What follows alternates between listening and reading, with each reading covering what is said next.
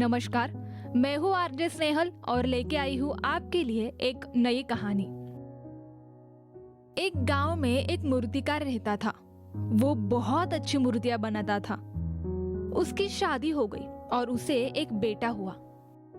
बच्चा उसके पिता को हमेशा मूर्तियां बनाते देखता था।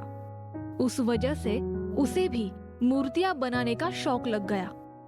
वह लड़का छोटी छोटी बहुत अच्छी मूर्तियां बनाता। वह देखकर उसके पिता खुश हो जाते और वो हमेशा बेटे की मूर्तियों में कोई न कोई कमी निकालता और कहता था, तुमने अच्छा काम किया है, लेकिन अगली बार इस कमी को दूर करना। बेटे ने भी कभी शिकायत नहीं की। अपने पिता की सलाह लेकर और बेहतर मूर्ति बनाता। इस लगातार सुधार से बेटे की मूर्तियां अब पिताजी से भी अच्छी बनने लगी और ऐसा टाइम भी आ गया कि बेटे की मूर्तियां बहुत पैसे देकर खरीदने लगे, जबकि बाप की मूर्तियां उसकी पहली वाली कीमत पर ही बिक रही थी। बाप अभी भी बेटे की मूर्तियों में कमियां निकाल ही देता, लेकिन बेटे को अब अच्छा नहीं लगता। लेकिन फिर भी वो उन कमियों में सुधार कर ही देता। एक टाइम के बाद बेटे के सब्र ने जवाब दे दिया। पिता जब कमियां निकाल रहा था तब बेटा बोला, आप तो ऐसे कह रहे हो जैसे आप बहुत बड़े मूर्तिकार हो।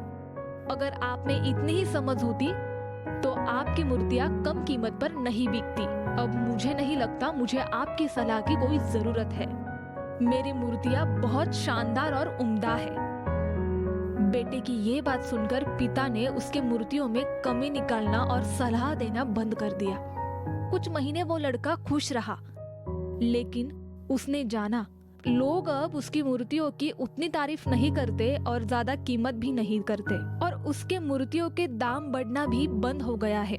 शुरू में बेटे को कुछ समझ ही नहीं आया, लेकिन फिर वो अपने पिता के पास गया और उन्हें इस समस्या के बारे में बताया। बाप ने भी सब बड़े शांति से सुना, जैसे मानो उसे पहले ही पता था कि एक दिन ये होने वाला है।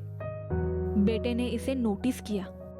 बेटे ने कहा, क्या आप जानते थे ये सब होने वाला है? पिता ने कहा, क्योंकि आज से कुछ साल पहले मैं भी इसी हालत में गुजरा हूँ। बेटे ने पूछा, तो फिर आपने मुझे समझाया क्यों नहीं? पिता ने कहा, क्योंकि तुम समझना नहीं चाहते थे।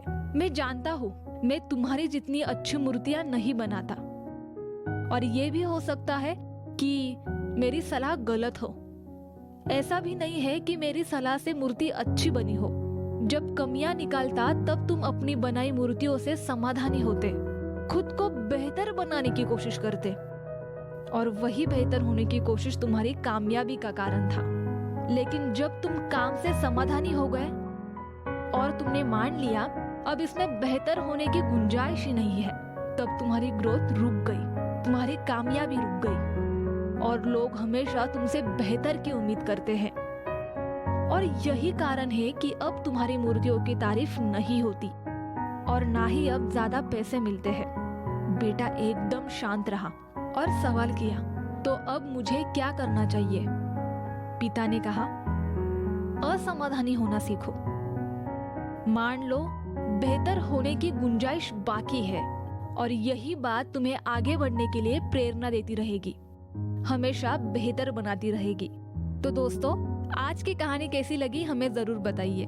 मैं हूँ आरजे स्नेहल और आपके लिए लेके आने वाली हूँ ऐसे ही ढेर सारी मजेदार और इंस्पिरेशनल कहानियाँ। तो आप अभी सब्सक्राइब करें हमारा YouTube channel stories with RJ Snehal. Thank you.